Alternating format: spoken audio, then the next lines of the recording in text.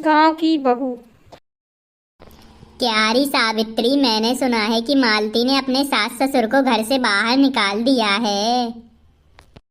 अब क्या कहूँ, आजकल की बहुओं का कोई भरोसा ही नहीं है, कब क्या कर दे। मालती को देखकर कोई कह सकता था कि अब वो ऐसी निकलेगी? आप ही बताओ। तू सही कहती है, आजकल की बहुओं को देखकर तो मुझे बहुत डर लगता है, कहीं मेरी बहू भी ऐसी निकल गई तो। नहीं नहीं, मैं तो गांव की लड़की से, गांव की सीधी सादी लड़की से अपनी बेटे की शादी करवाऊंगी, गाय जैसी भोली लड़की से। इस तरह गायत्री अपने बेटे की शादी गांव की एक लड़की से शादी करवा देती है। आखिरकार मुझे मिल ही गई गांव की संस्कारी और प्यारी सी बहू। ये लीजिए माँ जी, गर्मा गर्म नाश्ता और चाय, आपके लिए मैंने छोले भटूरे बनाए हैं। अरे वाह बहू, जब से तू इस घर में आई है मुझे तो बड़ा ही आराम है। तेरे जैसी बहू तो किस्मत वालों को ही मिलती है। का माँ जी, अब आप इतनी भी तारीफ मत करो। धीरे धीरे मीना गायत्री की चहेती बन जाती है और मीना भी गायत्री को कभी शिकायत का मौका नहीं देती थी। फिर एक दिन उसकी सास बाजार जाती है। ये ले बहू, आज मैं तेरे लिए बाजार से नई साड़ी लाई हूँ। साड़ी देखते ही कि मीना का मुंह लटक जाता है। का माँ जी, ये भी कोई साड़ी है? ना, मुझे तो बिल्कुल भी पसंद नहीं आई ये साड़ी। ये तो बेकार, मेरे यहाँ नौकरानियाँ भी नहीं पहनती हैं इसे। लानी ही थी तो अच्छी महंगी वाली अच्छी सी साड़ी लानी थी ना मेरे लिए। आप तो ये सस्ती वाली साड़ी उठा लाई, मुझे गांव की लड़की समझा है क्या? मुझे नहीं चाहिए आपकी ये साड़ी, आप ही पहनिए इसे। अरे ये क्या बहू, आजकल तो तू ज्यादा ही नखरे दिखा रही है।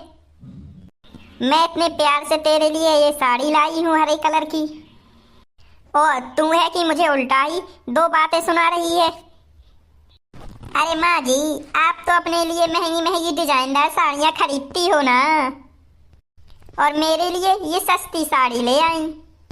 आप समझती हो कि मैं गाँव से आई हूँ, इसलिए मुझे कुछ भी नहीं पता। अरे कुछ नहीं, तुझे सिर्फ शहर की हवा लग गई है। इस तरह दोनों में किसी न किसी बात पर झगड़ा होता ही रहता था और दोनों एक दूसरे को बातें सुनाने लगती और लड़ने लगती। इस तरह दोनों का झगड़ा ये बहुत ही ज्यादा बढ़ गया था। एक दिन गायत्री अपनी सहेलियों को घर पर चाय पर बुलाती है। अरे बहू, मेरी सहेलियों के लिए बढ़िया सा चाय और नाश्ता तो बना दे, ये लोग बड़े दिनों में आए हैं मेरे घर पर। अरे माँ जी, अभी ना मेरे पास बिल्कुल भी समय नहीं है, मुझे बहुत सारा काम करना है घर का, और मुझे सुंदर बनने के लिए अभी ब्यूटी पार्लर जाना है। सबसे पहले आपके लिए चाय नाश्ता आप खुद ही बना लो, आप ही बनाओ, मैं तो जा रही हूँ ब्यूटी पार्लर। हाँ, तू कब से ब्यूटी पार्लर जाने लगी? हाँ, शहर आए 2 दिन भी नहीं हुए और देखो महारानी के नखरे भी शुरू हो गए। देखो तो, बस भी करिए माँ जी, आपसे बहस करने के लिए मेरे पास समय नहीं है अभी। आपका क्या है, आप तो समझती, मैं गांव से आई हूँ, मुझे कुछ भी नहीं आता, और आप जो मुझसे रोज रोज ये मेहमान नवाजी करवाती रहती हो, जो नौकरानी की तरह बिल्कुल। मीना के जाते ही, यारी गायत्री, तू तो अपनी बहू की बड़ी तारीफ कर रही थी और ये तो तुझे कुछ समझती ही नहीं है। अरे भाई, मुझे तो लग रहा था कि तेरी बहू गांव की है तो सीधी साधी होगी गाय की तरह, लेकिन इसने तो शहरी बहुओं को भी पीछे छोड़ दिया। अपनी सहेलियों के सामने अपनी बेइज्जती होते देख गायत्री आग बबूला हो जाती है। अरे क्या शहर और क्या गांव, मेरी तो बिल्कुल किस्मत ही फूटी थी जो मैं इसे बहू बनाकर ले आई अपने घर पर। भगवान जाने आगे क्या क्या करेगी ये बहू मेरे साथ। अब तो मुझे कुछ ठीक नहीं लगता तेरे बहू के लक्षण। तू जरा संभल के रहना, कहीं मालती की तरह तेरा भी हाल बेहाल ना हो जाए। अच्छा, तो अब हम लोग चलते हैं। अपनी सहेलियों की बात सुन गायत्री थोड़ा सा घबरा जाती अरे है। ये सुशीला क्या बोलकर चली गई, कहीं इसकी बात सच ना निकल जाए। दूसरी तरफ मीना सब कुछ सुन लेती है।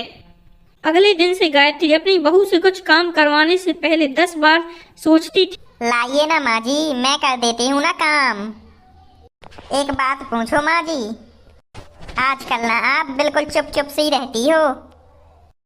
अब मुझसे झगड़ना तो छोड़िए, आप तो मुझसे अब अच्छे से बात भी नहीं करती हो। कुछ नहीं बहू। अरे माँ जी चिंता ना ही करिए, मैं ना आपको घर से नहीं निकालने वाली। ये डर आप अपने मन से निकाल दीजिए। अरे छोटे मोटे झगड़े तो हर घर में होते ही रहते हैं, चाहे कुछ भी हो जाए। आप मेरी सासू माँ हो, मैं तो जिंदगी भर आपकी सेवा करूंगी माँ जी।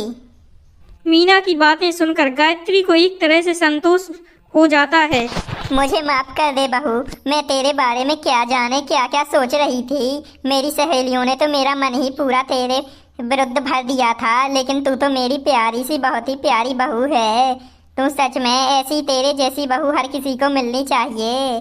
चलो तो अब हम लोग साथ में रहेंगे, नहीं झगड़ेंगे कभी भी। गायत्री अपनी बहू को गले लगाता है और दोनों खुशी से रहने लगती हैं।